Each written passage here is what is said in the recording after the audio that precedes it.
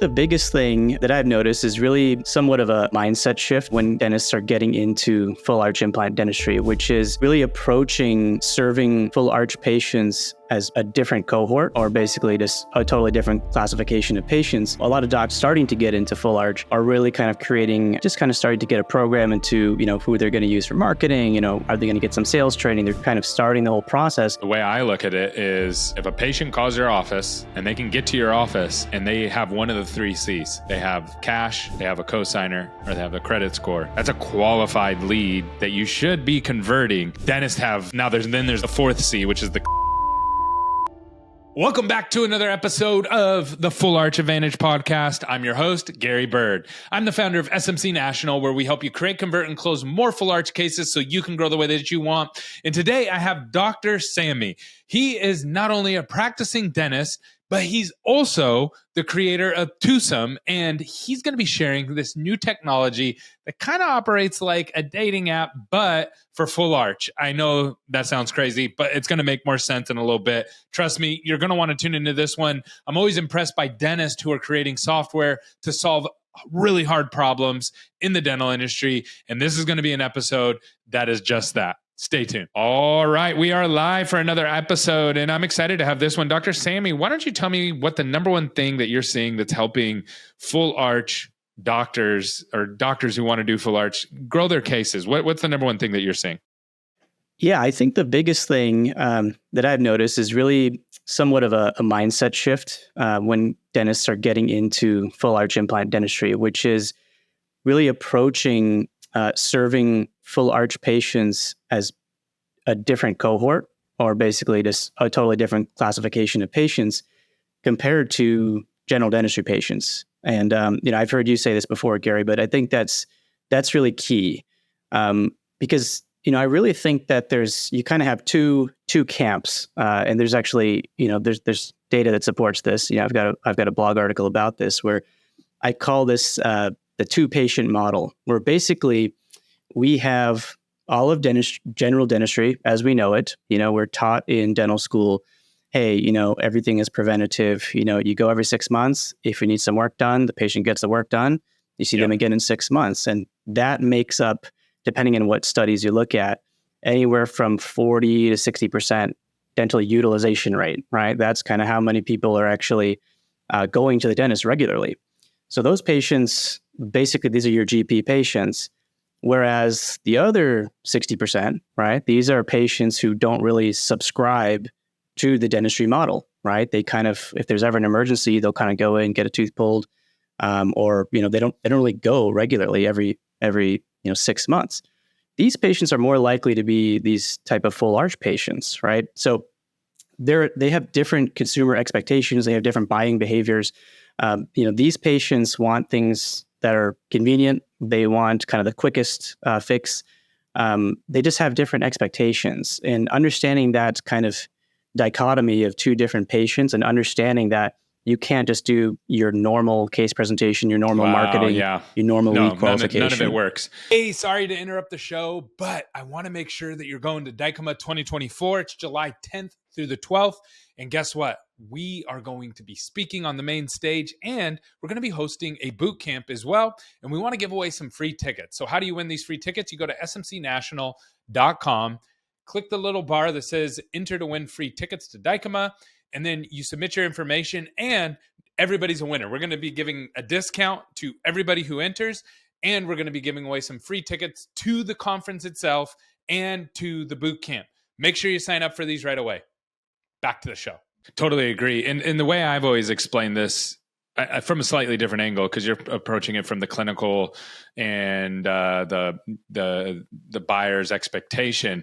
What I think about is from a business standpoint, you're actually running 2 different business models. So the GP business model is really a recurring business model. I call it like the Netflix model, right? So every month I pay Netflix to be a member of Netflix to access their content. So all of everything that they do is revolved around keeping me in their ecosystem every single month, and so that I keep paying, right?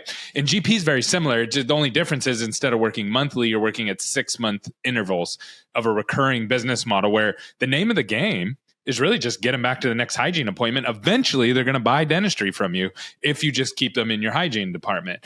Full arch, on the other hand, is not that model at all. It's a one-time transaction. It's a sales model. So it's closer to like owning a Mercedes lot, right? Where you sell Mercedes Benz and your job is to keep selling those. So you're only as good as your last month. And then every month you reset and you have new sales numbers. And once you sell, it's pretty much done. The transaction's done. You're done. I know it's a little more complicated than that, right? There's some things you have to do, but it's for the most part, the heavy lifting has been done after the sale, and they get the treatment, and they kind of walk away, and they don't need you every single 6 months. You've kind of fixed a lot of their problems. That's such a good point that you bring up, that the expectations are also drastically different, right? So from the Netflix to the Mercedes. When I have Netflix, my expectation is hopefully they have some new stuff I want to watch to my interest, and their algorithm puts that in front of me. With Mercedes, there's a much different expectation of me walking out with that car. 100%, 100%. And I think a lot of docs that are starting to get into full arch are really kind of creating, just kind of starting to get a program into, who they're going to use for marketing, are they going to get some sales training? They're kind of starting the whole process. I think the biggest mistake in, D2C or direct to consumer marketing to full arch patients is that very sentence right there. They're not actually patients, right? They're prospects. They may be candidates. Most of them are not actually patients, right? I mean, most of them do not have an ongoing general dentist relationship. So just kind of piggybacking exactly what you said, it's like, so I have something I'll share with you. I had a doctor get really mad at me on Facebook, which normally doesn't ever happen, but it happened to me this one time. But no, I'm just playing. It's happened to me multiple times. But so this doctor, I said, hey, what's your cost per lead? What's your CPL? What's your CPA? Your cost per lead? Your cost per appointment? And then he goes, see, this is the problem. You call them leads. I call them patients. And I'm like, no, they're not patients. They haven't been into your office yet. They're a lead. They're an opportunity, but they're not a patient yet.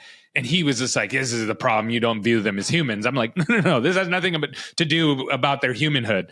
This has to do with how do you actually track it? Because if you said cost per patient, that's somebody who's walked into your door, who's now interacting to you. But even to your point, they're actually not really, if all you do is, look at me real quick and do a sales presentation, you're still, is that technically a patient? Like, I'm sure we can get in the weeds on that, but it's much different. The other thing, I would love your thoughts on this, is that I think the other big difference for full arch compared to a lot of other things that doctors have added. So think about the history of GP. So for a long time, they just did a couple basic, services. And that kept expanding, right? So now it's like, okay, we're going to do root canals, or we're going to do a single implant, or we're going to do veneers, or we're going to do Invisalign. For the most part, they were able to go learn the clinical skill, come back to their practice, say, hey guys, I'm going to start doing this. So I'm going to start talking about it with patients. I'm going to get my reps in with the patients, make sure everything goes good. And then maybe we'll add in marketing. And there were some, some technical skills that you had to learn from an operational standpoint. But it was fairly easy, right? Like, it wasn't super heavy lifting. Full arch is not that way at all. Mm-hmm. Absolutely, yeah. And I think it comes down to the concept of lead qualification, right? Where, you have so many of these leads coming in from, a marketing company if you're looking to get into full arch. Yeah. But I think why dentists find such a hard time, or maybe they get upset with the marketing company, like, oh, you're not sending me good leads, is that the qualification piece, right? And if we have our, we kind of break down the sales funnel with, lead generation on top, then you have kind of lead qualification or, lead nurturing. And then you kind of have, okay, the in-person consultation and, treatment coordinator process.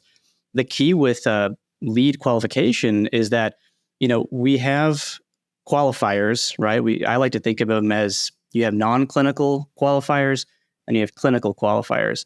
The non-clinical side, is the patient, are the dentist, is the dentist within your geographic area? Is the price point kind of within what they're looking for? Some patients prefer that the doctor is, certified by the American Board of Oral Implantology, or some of them only want to see a periodontist or an oral surgeon, whatever it may be. These are all data points, right? This is just pure data. These are ones and zeros. We can accommodate for that. Then on the clinical side, we have, how many teeth are the patient actually missing, right? What's like the health history? Is this patient actually clinically a candidate? Granted, a lot of this is done, in person, but this amount of effort that has to go into these full arch candidates is immensely more basically than your GP patients. So to your point of implementing new techniques like veneers, clear liners, all those different things, they're coming back from the CE course and they're implementing these things on their existing patient base, on an existing patient base that's already qualified, right? They already like you. They're already spending their money going towards you. So the amount of effort that needs to be put into lead qualification is the missing piece there. And I think that's the hard part, which is really what we're trying to solve with ToothSome. Yes, and I want to talk about that in a moment, and I'll just add this last thought, and then we'll jump into that. Is, the way I look at it is, if a patient calls your office and they can get to your office and they have one of the 3 C's, they have cash, they have a cosigner, or they have a credit score. That's a qualified lead that you should be converting. Dentists have now. There's the 4th C, which is the clinical component. They have to be healthy, and they have to, they can't have these radical problems that you can't solve, right? Or they really just need, a single implant, not full arch, right? Or something like that. So there's that component. But when, like, those are the components, but doctors and their teams throw these radical other qualifiers in there. They're shoppers. It's like, dude, yeah, they're full arch. They're all shoppers. Every one of them. They said they couldn't afford it. Of course, who can afford it, bro? Like, it's expensive. Like, if I said right now, hey, I need you to spend $40,000 right now on marketing, you would say, I can't afford it. Then it's my job to explain to you the upside and how it's going to change your life and how your practice is going to grow and how you're going to be doing $300,000 more a month for that $40,000 vet. That's my job to explain that to you, right? Like, absolutely. So there's all these unqualified dentists think, when you say qualified, they think of totally different things than the way, from a business standpoint, that they often think.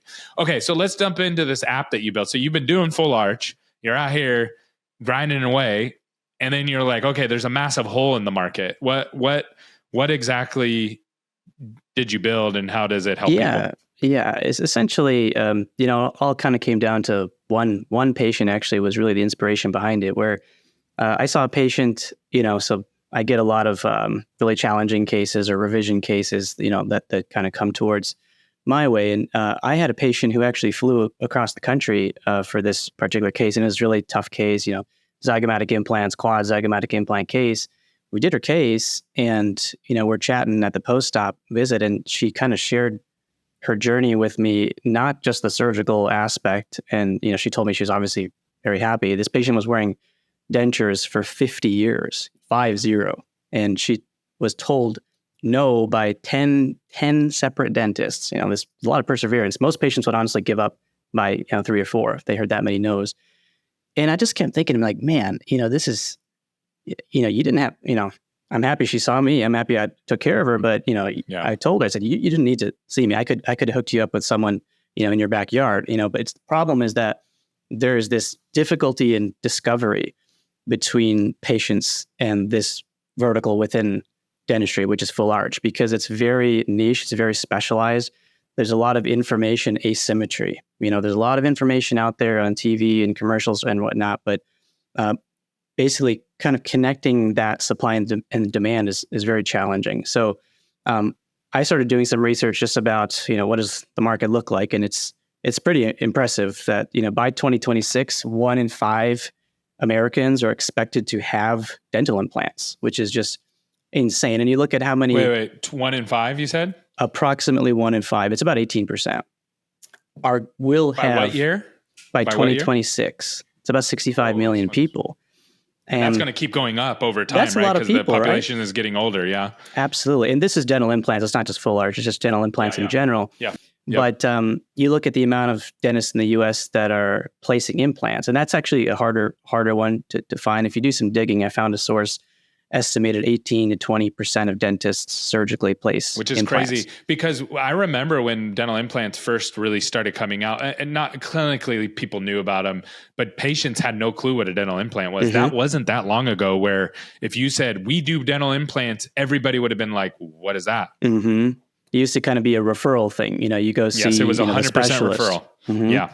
Now it's so, out there, and the awareness is out there where, the demand of these 65 million people is significant, where only, about 40,000 dentists are placing these implants. So that's where I kind of noticed, this difficulty in the discovery process and the lack of transparency that's out there. I said, okay, let's build this platform, Toothsome. And what it is basically we're streamlining that discovery process in full arch and in implant dentistry, and allows patients to view a highly curated group of very qualified and vetted implant providers, and getting them to the place that they need to be. So the patient sees it. Mm-hmm. Yeah, exactly. Okay, so the patient, so this is like a marketing tool, is more closer it's to kind of like an adjunct. So from the dentist side, for them, then if you look at the problem on their side, we see that there's a lot of consultations that occur for elective cases that go unscheduled or that they don't convert. And if you do the math there, it adds up to a significant amount of opportunity cost and, wasted time and chair time, and, time is money in the chair time. So when you extrapolate that out, it's about $50 billion across the U.S. and opportunity cost of these are kind of what I call mismatched consults, right? Where you have patient who's there with one expectation, they're sitting there in the in-person consultation, and they learn during that consultation, okay, this isn't for me, and then they don't book. All right, so that's what I call this mismatched consultation. So we want to reduce that mismatch rate in a concept I call patient-provider fit, right? How do we match this patient's particular preferences, whether they're this kind of specialist, this type of price point, this geographic area, with the doctor that can actually meet those needs, that is actually qualified to do the procedure, that has, bundled, easy to understand pricing. And when that patient lands in their chair, the conversion rate is significantly higher, which ultimately increases the efficiency, of their chair time, and ultimately just increases their bottom line. So correct me if I'm wrong on this, and I might be way off base, but this is how I'm understanding it. Is this kind of like a dating app, but for implants? You could think of it that way. Yeah. It's kind of like a matching algorithm. Yeah. So, by doing that, we're just increasing access, we're increasing the efficiency of that chair time use. And the most important part is just really streamlining that discovery process, because that's what I learned from just doing arches, that's where the hardest time that patients have. They hear one opinion somewhere else, they hear another one, someone says the complete opposite. How can we get them with some very reputable information transparently? And that's doesn't really exist right now. So we're helping to really empower those patients, find what they need to find, and then at the same time rewarding the dentists who are willing to share this information, and the amount of training that they go through and the good work that they do. They shouldn't be tucked away in their corner in the office. They should have their information out there for more patients to discover them. That's awesome. So I am. So like, how do you make money then? Like, where is this monetized? Is this monetized on the dental side, the patient side? Like, walk me through that part. Only on the provider side, essentially. Yeah. So early days, essentially, it's just subscription model only, just to basically have the listing, and then to use our product that we're developing, which is basically a machine learning algorithm to basically score leads. So you can kind of focus on your time on whoever does your lead nurturing, or the qualification, the phone calls. So you could only focus on the ones that are predicted to be most likely to convert. But moving forward, as we scale and as we grow and we build out our technology, moving towards kind of a per start basis. Basically, we take a small commission of that start. Okay. How are you able to do that? Like, how do you avoid all the laws and all that kind of stuff? That's what we're working on now, right? So really, as a service, we're, by us not being the direct provider, because you can't get into because you're a doctor, but you're acting more as a marketing company. Yeah, at that you point, can't. Right? Yeah, exactly. So basically, like, as me as an oral surgeon, if I have my friend down the street who sends me a wisdom tooth case, it's illegal for me to pay him money. Exactly. So that there's some regulation and law that goes into that we have to of course That makes be sense. above board. I'm thinking as you as a dentist, so I wasn't thinking you as a marketer and an app creation. So I'm thinking as a dentist, I'm like, wait, how's he doing that? But that makes sense. So if you're a marketing company, then hey, I'm gonna keep a percentage. And then how many people? Where are you at in the app? Are you guys pre-revenue? Are you? Yeah, so we just launched our MVP, which is basically minimum viable product April 1st. So we've had now 18 patient signups essentially. And we've had 8 conversions into appointments, and we actually just had our first surgery scheduled, a double arch surgery scheduled. So are you just doing one market? On. Are you just doing certain markets right now, or are you trying to? We just focus on Texas, early on, but we're planning, of course, to kind of onboard more as we go. We've got That's about awesome, man. 70 Definitely. dentists on the wait list so far. So until we kind of get onto the their markets, we'll kind of onboard some more. That's awesome, man. All right. And then if someone wants to get in touch with you and learn about this, even if they're not in Texas, maybe for the future, what's the best way to get in touch with you? Yeah, best way to get in touch with me is email. It's Samy@toothsome.io. Samy. Perfect.